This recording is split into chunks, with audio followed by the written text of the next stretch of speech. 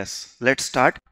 Clubbing chapter के अंदर ये होता है, एक होता है ट्रांसफरर और एक होता है ट्रांसफ्री। ठीक है, ट्रांसफरर क्या करता है, अपनी इनकम हो सकता है कि किसी और को डाइवर्ट करने की कोशिश करे। मेरी इनकम ज्यादा है, मैं चाहूंगा कि मेरी इनकम किसी और के पास चले जाए जिसकी इनकम कम है, तो वो अपनी टैक्स लायबिलिटी को रिड्यूस करने की कोशिश करूंगा। रीजन ये है कि इनकम टैक्स में स्लैब बेसिस पे क्या लगता है टैक्स, तो भाई अगर उसकी इनकम नहीं होगी तो भैया मुझे फायदा हो जाएगा, मेरी कुछ इनकम वहां डाइवर्ट हो जाएगी। बट इनकम टैक्स वाले बोलते हैं ये सब काम हम होने नहीं देंगे, हम उसके प्रोविजंस लेकर आ जाते हैं और फिर उस केस में जो इनकम ट्रांसफरी की होगी, है ना, क्लबिंग में ये होता है ट्रांसफरी की इनकम ट्रांसफरी के हाथ में टैक्सेबल नहीं होती है, ट्रांसफरर के हैंड में वो टैक्सेबल होती है। नाउ ऐसे केसेस ज्यादा नहीं होंगे दोस्तों, 7-8-9 केसेस होंगे जो क्लबिंग के होते हैं। वो केसेस आपको अपने माइंड में रखना है, माइंड में फिट करके रखना है, और जब भी पेपर दो एग्जाम में अवेयर रहना है कि भाई कोई बड़े क्वेश्चन में कहीं ना कहीं छुपा हुआ क्या आ जाए, क्लबिंग का पॉइंट। अब क्लबिंग कौन कौन से केसेस में होती है, इसके जो प्रोविजंस है वो दे रखे हैं सेक्शन 60 से लेके सेक्शन 64 के अंदर। ठीक है, sections are not that important, जितना पीजीबीपी के हमें सेक्शंस याद रखने होते हैं उतना आपको इसके प्रोविजन सेक्शंस याद रखने का लोड नहीं है। प्रोविजन तो याद रखना ही पड़ेगा, सेक्शन याद रखने का लोड नहीं है। सबसे फर्स्ट जो सेक्शन है वो था हमारा सेक्शन नंबर 60। सेक्शन 60 क्या कहता है, अगर कोई व्यक्ति उसके पास कोई सी भी असेट हो, वो असेट किसी को ट्रांसफर नहीं करता है, लेकिन उस असेट से होने वाली इनकम को क्या कर देता है, ट्रांसफर कर देता है। तो जो इनकम किसकी हो रही होगी, ट्रांसफरी की हो रही होगी, वो इनकम ट्रांसफरर के हैंड में क्या की जाएगी, क्लब। असेट कोई सी भी हो सकती है, मेरे पास एक हाउस प्रॉपर्टी है, वो हाउस प्रॉपर्टी मैंने अपने पास रखी, लेकिन वो हाउस प्रॉपर्टी से होने वाली इनकम मैंने किसी और को क्या कर दी, ट्रांसफर कर दी। तो उसको जो रेंट की इनकम हो रही होगी, वो रेंटल इनकम उसके हैंड में टैक्सेबल नहीं होगी, वो मेरे हैंड में टैक्सेबल होगी। ठीक है, हाउस प्रॉपर्टी के पूरे प्रोविजन लगाना दोस्तों, ऐसा मत करना कि जितना उसको रेंट मिला पूरा की पूरा टैक्सेबल कर देना, जीएबी निकालना, म्युनिसिपल टैक्स माइनस करना, income from house property calculate करना, जैसा होना चाहिए था वैसा कैलकुलेट करके मेरी इनकम में जिसने ट्रांसफर करा उसकी इनकम में क्या कर दो, ऐड कर दो। मेरे पास डिवेंचर से असेट कोई सी भी हो सकती है, ट्रांसफर किसी को भी किया जा सकता है। प्रोविजन में कहीं नहीं लिखा है adequate consideration, without adequate consideration. Section 60 is very clear, कैसा भी ट्रांसफर हो बट असेट ट्रांसफर नहीं हुई है, किसको भी ट्रांसफर हो, कोई सी भी असेट ट्रांसफर हो, क्लबिंग के प्रोविजन अप्लाई हो जाएंगे। ठीक है, अब आता है, ये था आपका सेक्शन 60। ठीक है, अब नेक्स्ट बात करते हैं सेक्शन नंबर 61 की। ठीक है, सेक्शन नंबर 61, सेक्शन नंबर 61 क्या कहता है, सेक्शन नंबर 61 ये कहता है कि साहब आप एक काम करो, लोगों ने सोचा कि भाई अब इनकम ट्रांसफर करने से तो फंस रहे थे, अब हम क्या करते हैं, असेट को भी ट्रांसफर कर देते हैं, और असेट से जो इनकम है वो भी क्या हो जाएगी, ट्रांसफर हो जाएगी। इनकम को भी आपने क्या कर दिया है, ट्रांसफर। ठीक है साहब, ये सब कर दिया, लेकिन जो आपका ट्रांसफर है वो कैसा ट्रांसफर है, रिवोकेबल ट्रांसफर है। आपका जो ट्रांसफर है वो रिवोकेबल ट्रांसफर है। तो रिवोकेबल ट्रांसफर का मतलब होता है जिसने ट्रांसफर किया उसके पास राइट है कि जो उसने असेट ट्रांसफर करी उसको वो वापस ले सकता है, जो उसने इनकम ट्रांसफर करी वो इनकम को वापस ले सकता है, असेट को वापस ले सकता है, इनकम को वापस ले सकता है, या कुछ रेस्ट्रिक्शंस प्लेस कर सकता है कि भाई मैं तेरे को ट्रांसफर कर रहा हूं, तू आगे क्या नहीं कर पाएगा, ट्रांसफर नहीं कर पाएगा। अगर ऐसा कोई ट्रांसफर आपने किया है, कोई सी भी असेट हो, किसी के साथ भी किया हो, without consideration, without adequate consideration, मुझे उससे लेना देना नहीं है। अगर रिवोकेबल वाली बात है, अगर वो ट्रांसफर क्या है, रिवोकेबल है, तो जिसने ट्रांसफर किया है उसके हैंड में क्लबिंग क्या हो जाएगी, अप्लाई। ठीक है, अच्छा एक बात समझो, बच्चों को ये कंफ्यूजन होता है कि सर यहां पर गिफ्ट की बात भी आती है कि क्लबिंग अप्लाई होगा। एक बात समझना, अगर मैं किसी को असेट ट्रांसफर कर रहा हूं, है ना, असेट ट्रांसफर कर रहा हूं, तो असेट ट्रांसफर करना, असेट से वो इनकम होगी कि नहीं होगी, इनकम मानी जाएगी कि नहीं मानी जाएगी, इसके लिए 56(2)(10) उसके लिए गिफ्ट के प्रोविजंस अप्लाई करना। मैं क्लबिंग किसकी करवाने की कोशिश कर रहा हूं, असेट से होने वाली इनकम की। असेट से होने वाली इनकम की क्या होगी, क्लबिंग। मैंने किसी को डिबेंचर दिया, किसी को घर दिया, 56(2)(10) लग रहा है तो वो अलग बात है, क्लबिंग एक अलग बात है। क्लबिंग उसके रेंट पे अप्लाई हो रही है, 56(2)(10) उसकी असेट पे अप्लाई होगा। हो सकता है कभी क्लबिंग अप्लाई हो तो गिफ्ट ना हो सकता है कभी गिफ्ट कभी क्लबिंग ना हो सकता है कभी क्लबिंग भी हो और गिफ्ट भी कंसिडर किया जाए, वो सब अलग प्रोविजन है। अभी जो बात चल रही है वो किसकी चल रही है, क्लबिंग की। ठीक है सर। नाउ अब सेक्शन 61 में एक बात और लिखी है कि साहब मैंने क्या किया कि असेट को ट्रांसफर किया, असेट को ट्रांसफर कर दिया, रिवोकेबल ट्रांसफर है, लेकिन ऐसा पॉइंट डाल दिया कि भाई रिवोक तो होगा, रिवोक तो होगा, लेकिन जिसको ट्रांसफर किया है उसकी डेथ के बाद। तो भैया टेंशन मत लेना, फिर क्लबिंग अप्लाई नहीं होगी। क्लबिंग अप्लाई नहीं होती इसका मतलब ये नहीं है कि इनकम टैक्सेबल नहीं होगी। क्लबिंग अप्लाई नहीं होगी इसका मतलब ट्रांसफरी को ही क्या करना है, उस इनकम पे टैक्स देना है। क्लबिंग अप्लाई होगी तो उस इनकम पे ट्रांसफरर को क्या करना पड़ेगा, टैक्स देना पड़ेगा। ठीक है। So this was section number 61, income arising from a revocable transfer of an asset, such income is to be included in the hands of the transfer, और यहां पे था income transferred without transfer of assets. ठीक है। Now section number 64 में हम आ जाते हैं एंड 64 के क्लॉजेस को कवर करने की कोशिश करते हैं। सेक्शन नंबर 64, इसमें देखो इसमें सारे क्लॉजेस है, 64(1)(2), 64(1)(4), याद रखने की इतनी जरूरत नहीं है। एक माइनर की इनकम जो क्लब होती है दैट इज 64 सबसेक्शन 1 है, वो याद रख लेंगे, वो याद रख लेंगे। बाकी इसको अपन केस 1 केस 2 कर कर इंटरप्रीट करते हैं। केस नंबर 1, सी केस नंबर 1 क्या किया गया है, एक ऑर्गेनाइजेशन है साहब, एक कंपनी है, एक कंपनी है, ऑर्गेनाइजेशन कोई भी हो सकती, कंपनी हो सकती, पार्टनरशिप फर्म हो सकती, एओपी बीओआई, मुझे कोई फर्क नहीं पड़ता। एक ऑर्गेनाइजेशन है जिसमें एक इंडिविजुअल है, से राजीव है। राजीव का क्या है, इस ऑर्गेनाइजेशन में सब्सटैंशियल इंटरेस्ट है। राजीव का सब्सटैंशियल इंटरेस्ट है मतलब 20% या उससे ज्यादा की शेयर होल्डिंग है। ठीक है साहब, अभी तक तो कोई दिक्कत नहीं है। इस ऑर्गेनाइजेशन में राजीव की स्पाउस भी क्या करती है, काम करती है, जॉब पे एम्प्लॉयमेंट में है स्पाउस। सिर्फ और सिर्फ किसके ऊपर अप्लाई हो रहा है ये पॉइंट, स्पाउस पे। राजीव का फ्रेंड काम कर रहा हो, बेटा काम कर रहा हो, फादर काम कर रहे हो, मदर काम कर रहे हो, ये क्लबिंग का प्रोविजन अप्लाई होने वाला नहीं है। राजीव एक ऑर्गेनाइजेशन में सब्सटैंशियल इंटरेस्ट रखता है और उस ऑर्गेनाइजेशन में उसकी स्पाउस भी क्या करती है, काम करती है। उस ऑर्गेनाइजेशन से राजीव की स्पाउस को क्या मिलती है, सैलरी मिलती है, रेमुनरेशन करके चीजें मिलती है ना, जो सैलरी की जो चीजें होती है वो मिलती है। लेकिन जो सैलरी मिल रही है विदाउट एनी क्वालिफिकेशन या टेक्निकल नॉलेज, मैं ये नहीं बोल रहा हूं डिग्री होना चाहिए, उसका आपके पास प्रैक्टिकल नॉलेज हो तो भी मुझे चलेगा। जो ये सैलरी मिल रही है से 6 लाख रुपए की क्या मिल रही है, सैलरी मिल रही है स्पाउस को without any knowledge, without any degrees. तो अब होगा क्या, जो 6 लाख रुपए किसको मिल रहे होंगे, स्पाउस को मिल रहे होंगे, वो राजीव की इनकम में क्या कर दिया जाएगा, एड ऑन कर दिया जाएगा। ठीक है, ये पॉइंट है। आइए सेक्शन 64 सबसेक्शन 1 क्लॉज 2, जी जी जी बिल्कुल, income arising to spouse by the way of remuneration, क्या मिल रहा है, remuneration from a concern in which individual has the substantial interest. Such income arising to the spouse is to be included in the total income of the individual. However, if remuneration received is attributable to the application or technical knowledge, experience of spouse, then such income will not be clubbed. अब देखो, अब ये बात ये आती है कि sir wife को 6 लाख रुपए मिले, वो तो हमने क्या करवा दिए, क्लब करवा दिए। वाइफ ने वो पैसों को क्या किया, एफडी कर दी, है ना, पैसे तो उसी के पास है, बट इनकम किसकी ऐड करवाई जा रही है,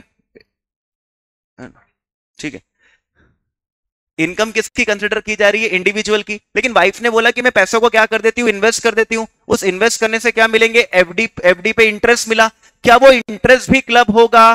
देखो जो इनकम पे इनकम है, जो इनकम पे इनकम है वो क्लब नहीं होगी, इनकम पे इनकम वो क्लब नहीं होगी। ठीक है, बात ये आती है कि सर सब्सटैंशियल इंटरेस्ट का मतलब कितना होता है, 20% या उससे ज्यादा। तो सब्सटैंशियल इंटरेस्ट कैसे कैलकुलेट करते हैं, तो देखो सब्सटैंशियल इंटरेस्ट कैलकुलेट करने में राजीव के खुद का शेयर होल्डिंग देखनी है प्लस राजीव के रिलेटिव की भी शेयर होल्डिंग देखनी है।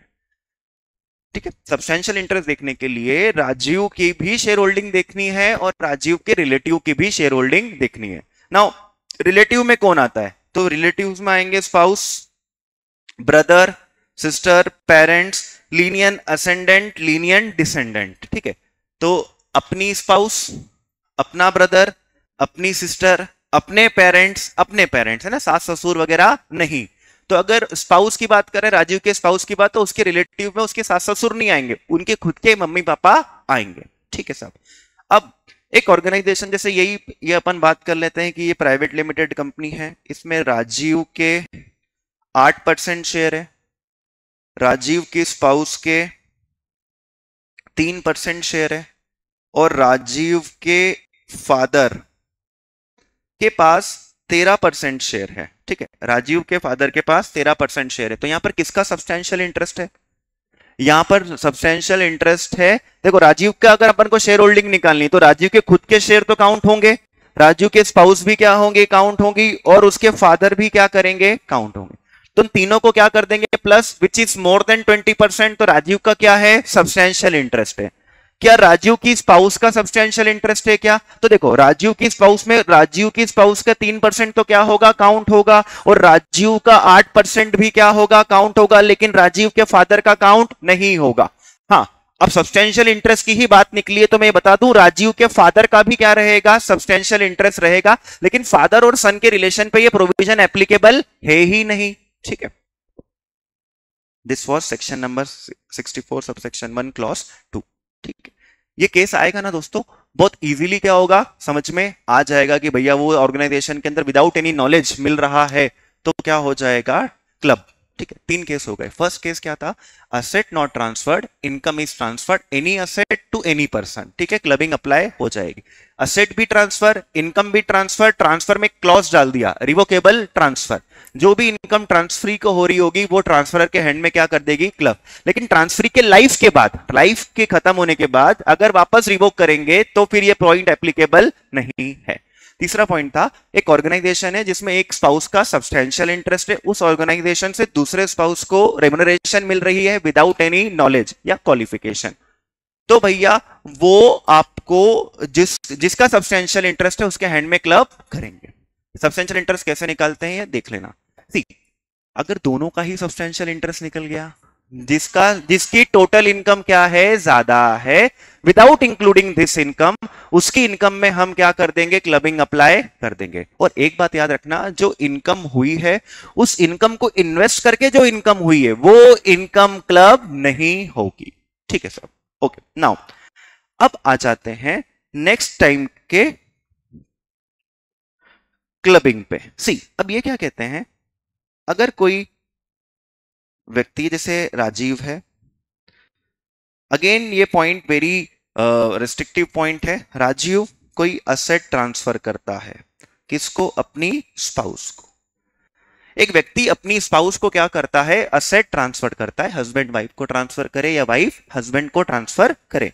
ठीक है, ये रिवोकेबल नहीं है बच्चों। अगर रिवोकेबल होता तो कहां कवर्ड हो जाता, ऊपर ही कवर्ड हो जाता। ट्रांसफर कैसा है बच्चों, इररिवोकेबल है, इररिवोकेबल है। लेकिन जो ये ट्रांसफर है ये विदाउट कंसिडरेशन है या विदाउट एडिक्वेट कंसिडरेशन है, विदाउट कंसिडरेशन है या एडिक्वेट कंसिडरेशन है। ठीक है,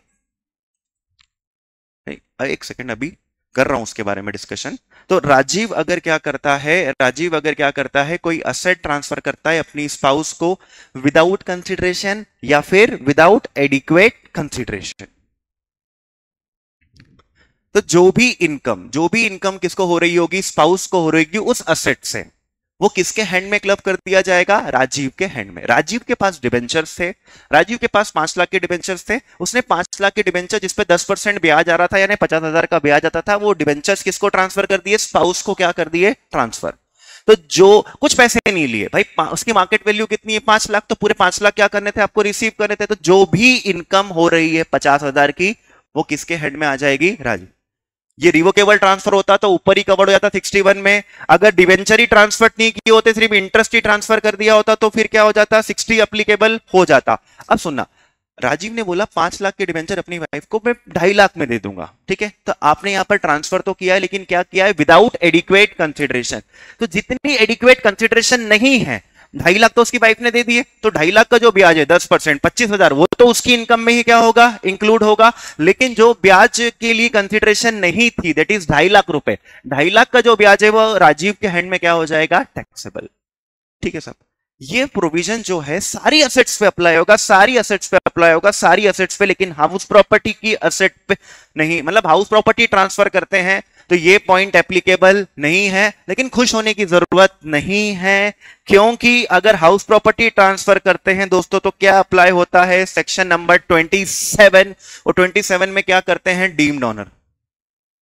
डीम्ड ऑनर किसको मानते हैं, अगर विदाउट एडिक्वेट कंसिडरेशन या विदाउट कंसिडरेशन आप ट्रांसफर कर देते हैं तो जो ट्रांसफरर है उसी को क्या मानेंगे, डीम्ड ऑनर मानेंगे। और एक बात और याद रखना, जब भी विदाउट एडिक्वेट कंसिडरेशन होती है, 50 लाख का अगर 25 लाख में चला गया तो 25 लाख के लिए तो क्या करेंगे, वही वाइफ ही क्या रहेगी, ऑनर रहेगी। 25 लाख के लिए जो रेंट रहेगा, मतलब वो को ऑनर हो जाएंगे, एक तरीके से क्या बन जाएगा, को ऑनरशिप। विदाउट कंसिडरेशन है तो भैया मेरे को ही ऑनर मान लेंगे, राजीव को ही ऑनर मान लेंगे, लेकिन अगर फिर को ऑनरशिप वाला पॉइंट अप्लीकेबल हो सकता है।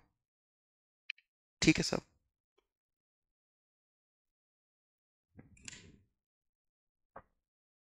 डन, बड़े आगे 4 केस हो गए हैं हमारे।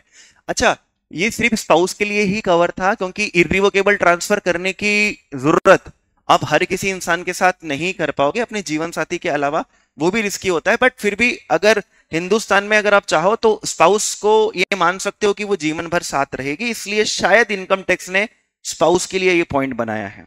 ठीक है, हो सकता है डायरेक्ट टैक्स कोड जो नया है उसमें से अब सोच रहे थे कि जरूरत नहीं है इसकी। नाउ सेक्शन 64 सबसेक्शन 1 क्लॉज 6, ठीक है। अच्छा हाँ, इसमें और बातें, एक दो बातें और है, वो भी बता देता हूं, सुनना है ना। अगर असेट ट्रांसफर तो करिए विदाउट कंसिडरेशन या विदाउट एडिक्वेट कंसिडरेशन, लेकिन उस दिन ट्रांसफर करिए जब वो आपकी बीबी नहीं थी, है ना, जब वो आपकी मंगेतर थी, या जब वो आपकी गर्लफ्रेंड थी, या जब वो आपकी फ्रेंड थी। ठीक है, तो आपने इस किसी स्टेज में क्या करा है, ट्रांसफर किया है, तो ये क्लबिंग के प्रोविजन अप्लाई नहीं होंगे। इसका मतलब ये नहीं है, इसका मतलब ये नहीं है कि टैक्सेबल नहीं होगा, इसका मतलब ये है कि भाई उसी के लिए क्या रहेगा, टैक्सेबल होगा। ठीक है, या फिर अगर आपने डाइवोर्स कर लिया है तो फिर तो ऑब्वियस ही बात है, अगर आप वो असेट उसकी हो गई है तो आपके ऊपर क्लबिंग अप्लाई नहीं होगी। या फिर डाइवोर्स नहीं भी हुआ है बट आपने अलग रहने का फैसला कर लिया है, आप अलग रहेंगे, हम अलग रहेंगे, आप किसी और के साथ, हम किसी और के साथ, या अकेले अकेले, जैसा भी रहना है रहिए, क्लबिंग अप्लाई, लेकिन शादी नहीं तोड़ने वाले, बट आपने एग्रीमेंट कर लिया है, उस वजह से आपने वो असेट क्या करी है, ट्रांसफर करी है, तो क्लबिंग अप्लाई नहीं होगी। आशीष जी क्या कह रहे हैं, आशीष मुस्लिम के लिए मैटर अलग होता है क्योंकि उनकी तो कितनी भी स्पाउस हो सकती है। हाँ बेटा, वो don't go in that deep बेटा प्लीज, कितनी भी नहीं हो सकती बेटा, 4 हो सकती है ना, कितनी भाई, 4 ही पॉसिबल है, कितनी क्या। हाँ आई अंडरस्टैंड, अब आ जाओ, इतना टाइम नहीं है मेरे पास, आज कम टाइम है। अब देखो यही बात, जैसे अब नेक्स्ट जो पॉइंट है 61 सबसेक्शन 1 क्लॉज 6, 64 सॉरी, ये क्या कहता है कि अगर कोई सास या ससुर, फादर इन लॉ और mother in law, father in law और मदर इन लॉ असेट क्या करते हैं, ट्रांसफर करते हैं। किसको ट्रांसफर करते हैं, मैंने बहू को, सन्स वाइफ को, है ना, वो नहीं, वो बात नहीं कि पति के सास ससुर जो होते हैं वो नहीं, अगर बहू के सास ससुर जो है, बहू ही बोलते हैं बेटा उसको, सन्स वाइफ को, तो बहू के सास ससुर क्या करते हैं, बहू को असेट ट्रांसफर करते हैं विदाउट कंसिडरेशन या फिर विदाउट एडिक्वेट कंसिडरेशन, दोनों, विदाउट कंसिडरेशन हो या विदाउट एडिक्वेट कंसिडरेशन हो, तो भैया फिर क्लबिंग क्या हो जाएगी, अप्लाई हो जाएगी। जो इनकम बहू को हो रही होगी, वो बहू को जो इनकम हो रही है will be clubbed in the hands of the father in law या फिर mother in law. Same point है बच्चों, जैसा सन्स वाइफ के लिए, सॉरी हस्बैंड वाइफ के लिए था, वैसा ही पॉइंट अब किसके लिए है, सन्स वाइफ के लिए है। लेकिन एक बात याद रखना, इस पॉइंट में हाउस प्रॉपर्टी भी क्या होगी, कवर होगी, हाउस प्रॉपर्टी भी कवर्ड होगी। उसका रीजन ये है कि सेक्शन 27 के अंदर डीम्ड ऑनर के केस में सिर्फ हस्बैंड वाइफ का रिलेशन कवर था, और यहां पर तो सारी असेट है, तो भाई सारी असेट्स के ऊपर ये पॉइंट क्या होगा, एप्लीकेबल होगा।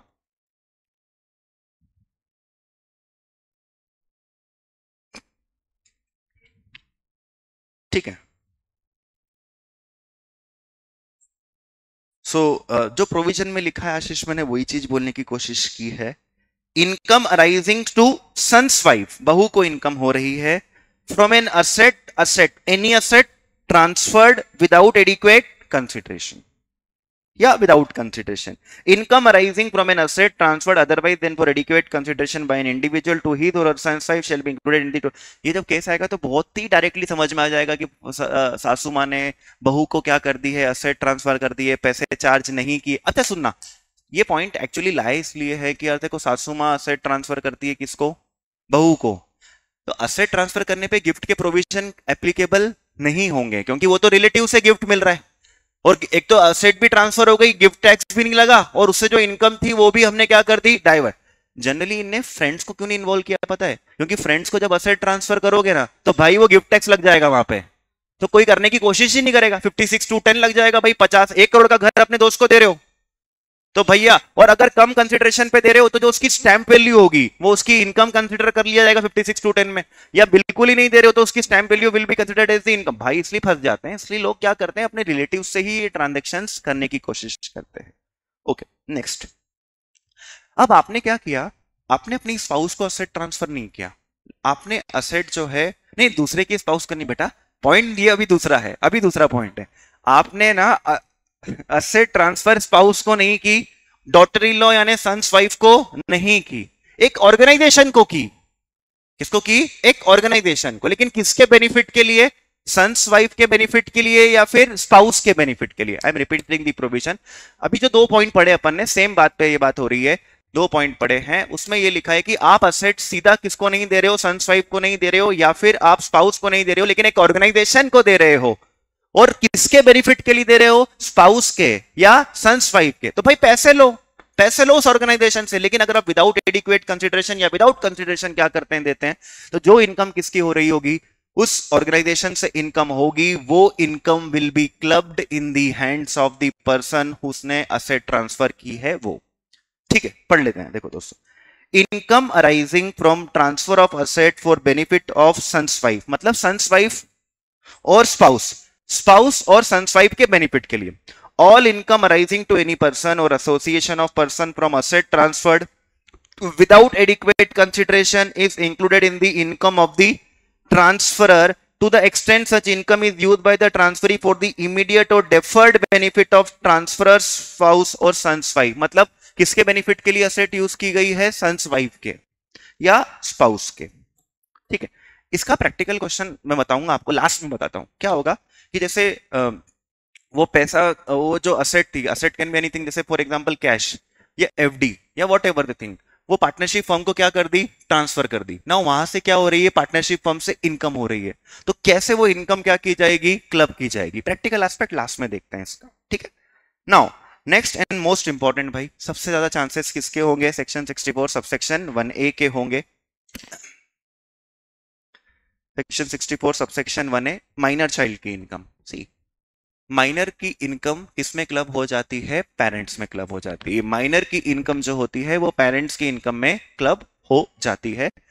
कौन से पेरेंट्स में, देखो दोनों पेरेंट्स है, जिंदा है, लेकिन अलग अलग रहते हैं, तो माइनर मम्मी के साथ रहता है तो मम्मी की इनकम में क्या कर देंगे, क्लब कर देंगे। माइनर फादर के साथ रहता है तो फादर की इनकम में क्लब कर देंगे। दोनों साथ में रहते हैं तो फिर जिसकी टोटल इनकम माइनर की इनकम को छोड़कर ज्यादा है उसकी इनकम में क्या कर देंगे, क्लब कर देंगे।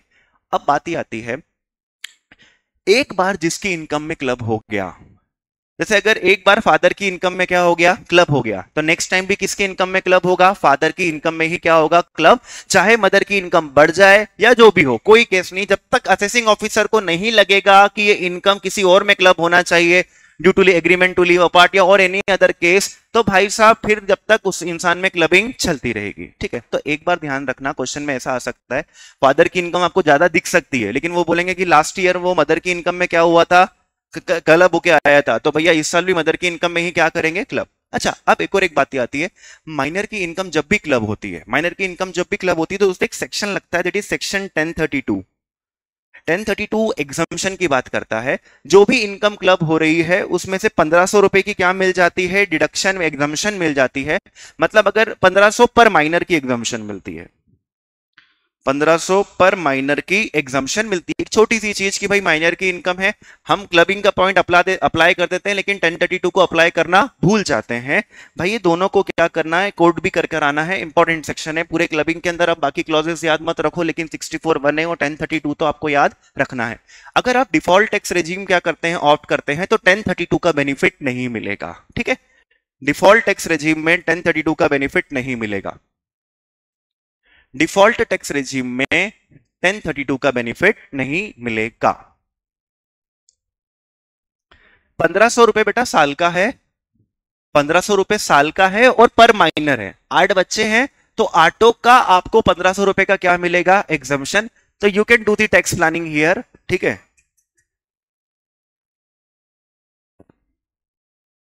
ना।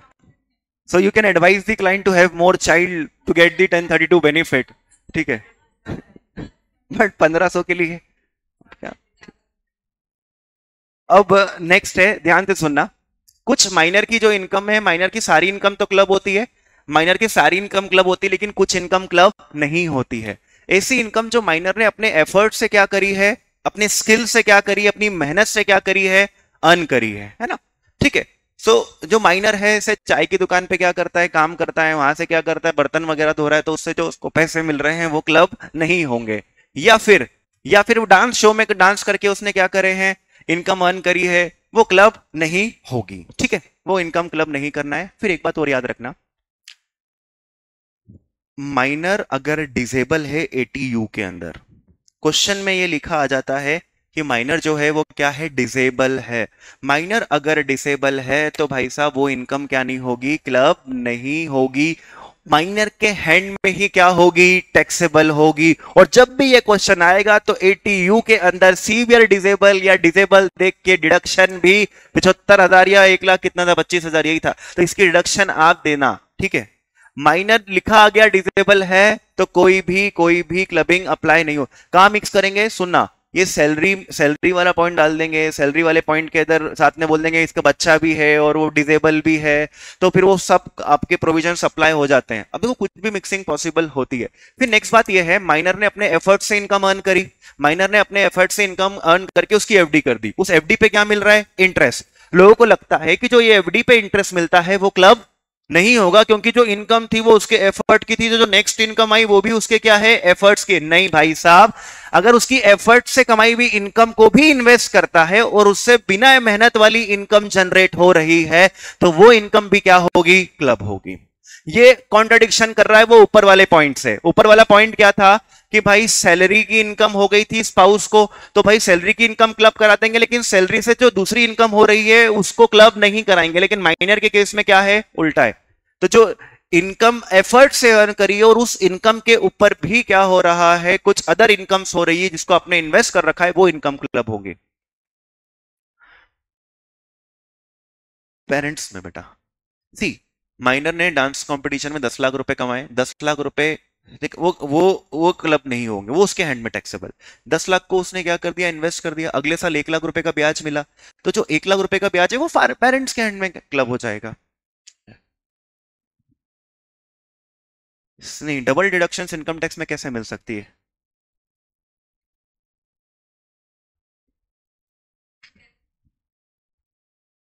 नहीं नहीं, आप आप उसमें जब भी ऐसा क्वेश्चन आएगा तो वो दो लोगों की इनकम निकालने का कहेगा ना, फादर की और माइनर की, तो फिर उस डिडक्शन इधर नहीं उधर देंगे ना। ठीक है, वो क्वेश्चन को कॉम्प्लिकेट करने के लिए कर सकते हैं कि दो बच्चे हैं, एक एक एक की इनकम वो क्या कर देंगे, डिजेबिलिटी वाली डाल देंगे, और एक के डबल डी भी अप्लाई कर सकते हैं या डबल डी बी भी अप्लाई करवा सकते हैं, वो है, बट आप उसका अलग अलग कैलकुलेशन होगा। ठीक है, ये बात आपको क्लियर है, आई बिलीव। ठीक है, यहां तक एक बार फिर से बोल देते हैं। सी बहुत ही सिंपल सा चैप्टर, ऐसे जैसे कम से कम 4-5 चैप्टर ऐसे रख लो, सेटअप हो गया, क्लबिंग हो गया, रिटर्न ऑफ इनकम हो गया, ये भाई जल्दी जल्दी, अदर सोर्सेज भी हो सकते हैं, जल्दी जल्दी हो सकते हैं। Asset transfer, asset not transfer, income is transferred, clubbing apply होगी एनी पर्सन एनी असेट्स, ठीक है। Asset transferred, income also get transferred, but the transfer is revocable transfer, any asset any person, clubbing will apply. Asset transfer to spouse without consideration या without adequate consideration, the income of spouse will be clubbed in the hands of the transferor। लेकिन house property के ऊपर ये point applicable नहीं होगा, लेकिन same बात कौन करता है 27, तो कोई फर्क नहीं पड़ेगा, सेक्शन का हवाला चेंज करना है और कुछ नहीं। फिर नेक्स्ट केस में ये था कि आप किसको असेट ट्रांसफर करते हैं, सन्स वाइफ को, ठीक है, तो भी विदाउट कंसिडरेशन या विदाउट एडिक्वेट कंसिडरेशन जो डॉटर इन लॉ को इनकम हो रही होगी will be clubbed in the hands of transferor, ठीक है। इसके बाद एक ऑर्गेनाइजेशन है, एक ऑर्गेनाइजेशन के अंदर एक स्पाउस का सब्सटेंशियल इंटरेस्ट है, उस ऑर्गेनाइजेशन से दूसरे स्पाउस को without any knowledge and technical qualification remuneration मिलता है, तो जो रेम्युनरेशन उसको मिल रहा है will be clubbed in the hands of the spouse who has the substantial interest. अगर किसी स्पाउस ने या फिर फादर इन लॉ या मदर इन लॉ ने एक असेट ट्रांसफर करी विदाउट कंसिडरेशन या विदाउट एडिक्वेट कंसिडरेशन, वो असेट ट्रांसफर करिए एक ऑर्गेनाइजेशन को for the benefit of the sons wife या फिर स्पाउस, तो फिर तो भी क्लबिंग क्या हो जाएगी, अप्लाई हो जाएगी। फिर माइनर की इनकम क्या करते हैं हम, क्लब करते हैं। पेरेंट्स में जिसकी इनकम ज्यादा होती है उसकी इनकम में क्लब, एक बार जिसमें क्लब हमेशा उसमें क्लब। माइनर की खुद के एफर्ट्स की इनकम क्लब नहीं करते, माइनर डिजेबल है तो कुछ भी इनकम क्लब नहीं करते। जब भी क्लबिंग हो रही होगी तो जितने भी माइनर होंगे उसकी 1500 रुपए की पूरे साल की आपको क्या मिल जाएगी, एग्जम्पशन मिल जाएगी। जो इनकम हुई है अपनी मेहनत से, उसको इन्वेस्ट करने से जो ब्याज मिल रहा है वो तो क्या करेंगे, क्लब करेंगे। ठीक है सर, ये सारी बातें थी जो मैंने आपके साथ डिस्कस कर ली। ठीक, हाँ अरे अभी खत्म कहाँ हुआ है, अभी तो चल रहा है ना। मैंने अभी नेक्स्ट आते हैं। देखो, अगर एक इंडिविजुअल एचयूएफ को क्या करता है दोस्तों, असेट ट्रांसफर करता है ना। एक इंडिविजुअल किसको असेट ट्रांसफर करता है, खुद की असेट को किस में कन्वर्ट कर लिया। सर डाउरी पे टैक्स लगता है क्या बेटा, आपका क्वेश्चन बेटा, आप देने की कोशिश कर रहे हो कि लेने की कोशिश कर रहे हो, देने वाले लड़के नहीं, डाउरी नहीं होता बेटा, वो गिफ्ट होता है, गिफ्ट। अब वो गिफ्ट है, शादी के टाइम पे जो भी गिफ्ट मिलता है वो दूल्हे को जो भी गिफ्ट मिलेगा वो क्या रहेगा, एग्जाम। लेकिन ये क्लबिंग वाला पॉइंट नहीं है, ये अदर सोर्सेस का गिफ्ट वाला पॉइंट है ना।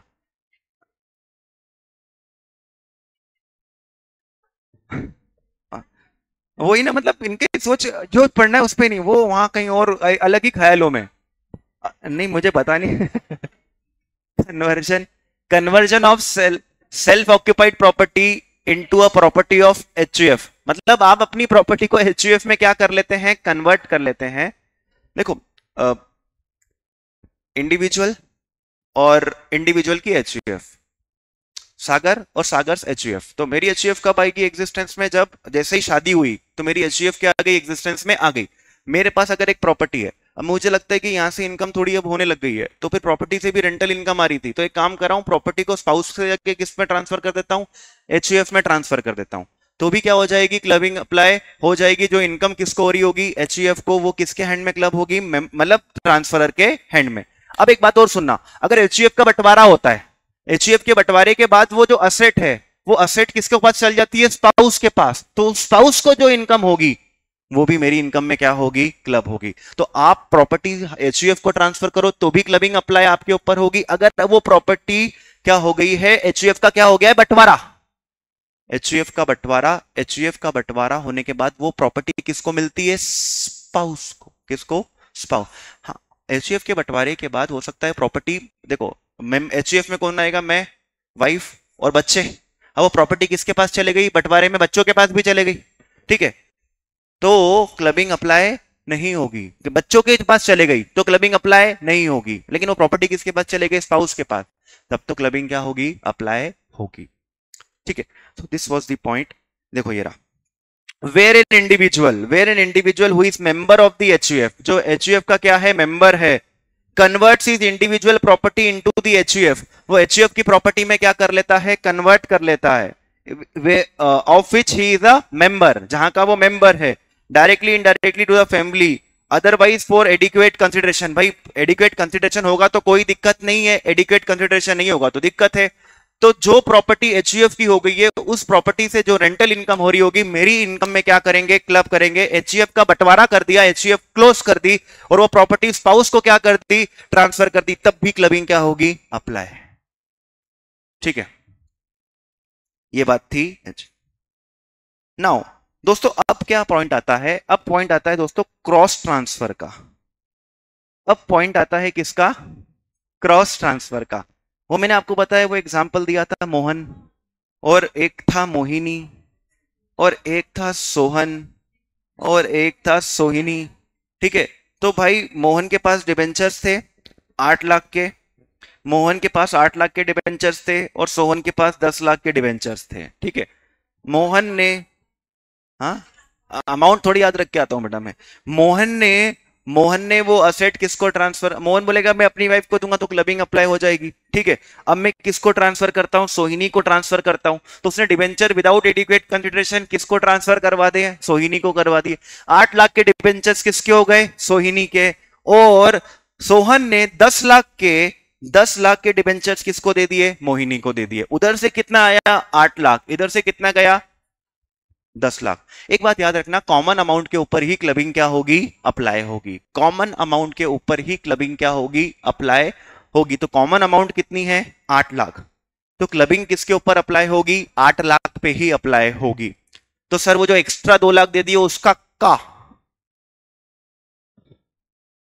अब यार देखो, क्या सोहन और मोहिनी रिलेटिव हो गए, तो जो 2 लाख एक्स्ट्रा मिले तो हो सकता है मोहिनी को उसके ऊपर टैक्स ना, और जो 2 लाख एक्स्ट्रा अगर मान लो क्लबिंग अप्लाई नहीं होगी ना वो 2 लाख पे, तो 2 लाख के ऊपर मोहिनी क्या करेगी, टैक्स पे करेगी।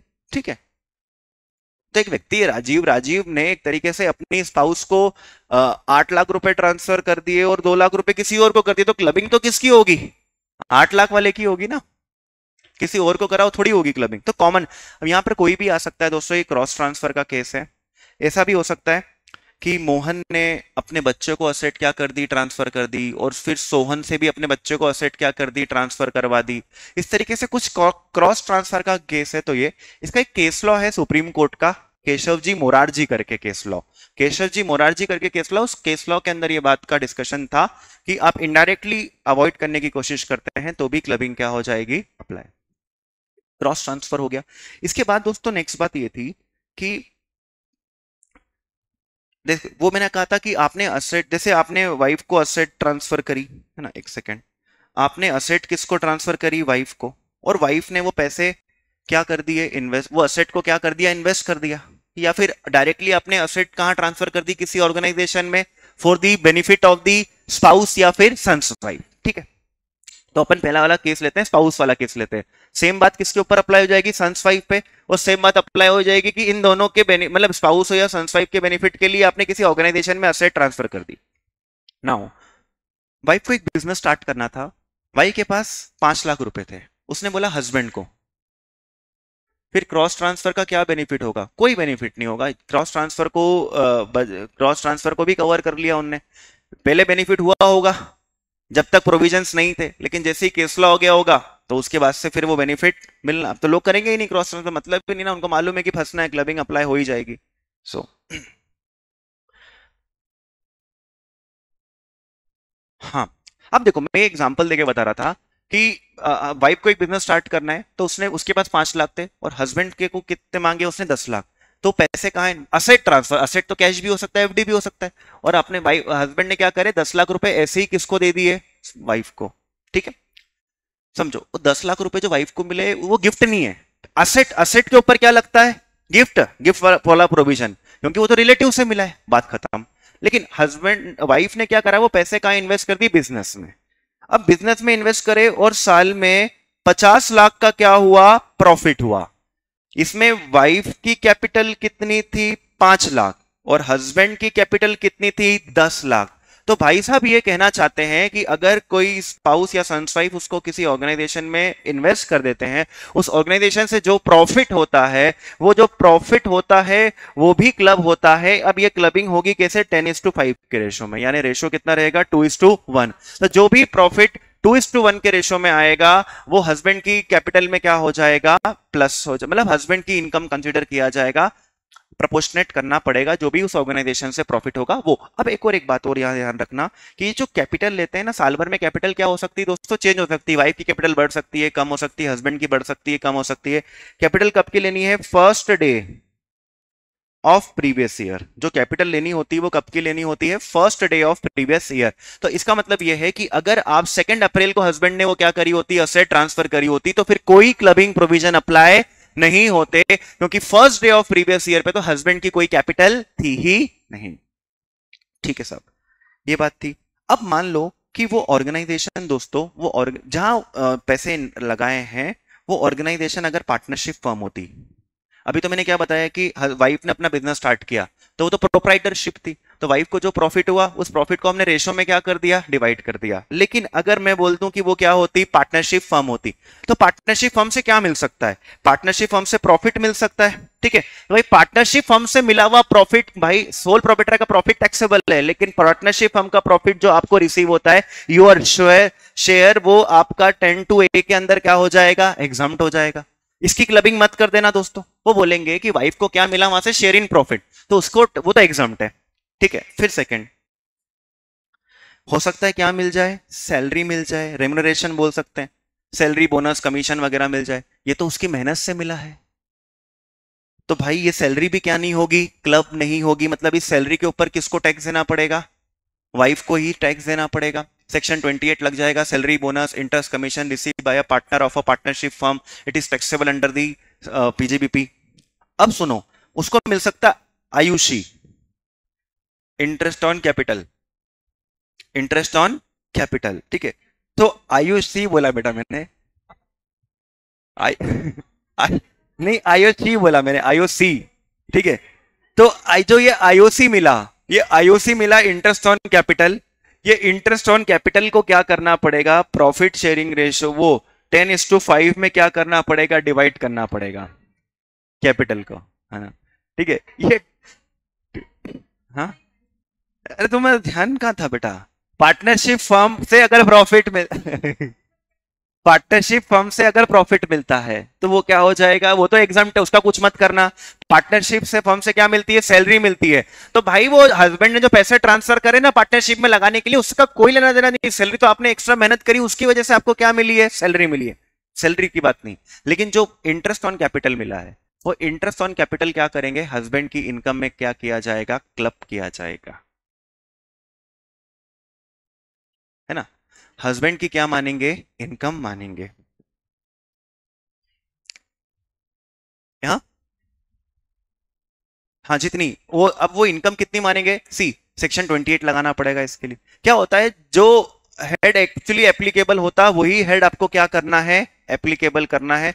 जितना वहां पे 40B में डिडक्शन मिल जाती है उतनी ही क्या बनती है, इनकम बनती है। ठीक है, okay, this was the chapter clubbing. Clubbing हमारा यहाँ पर क्या होता है, फिनिश होता है। इतने ही केसेस होते दोस्तों क्लबिंग के। अब नेक्स्ट क्लास में अपन कोई छोटा चैप्टर और लेना है तो ले लेंगे, सेट ऑफ ले लेंगे, है ना, सेट ऑफ वगैरह ले लेंगे। ठीक है, सेट ऑफ वगैरह ले लेंगे।